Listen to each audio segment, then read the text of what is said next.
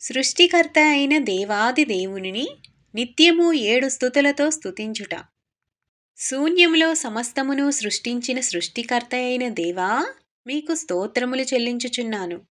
నిరాకారమునకు ఆకారము కలుగచేసిన సృష్టికర్త అయిన దేవా, మీకు స్తోత్రములు చెల్లించుచున్నాను.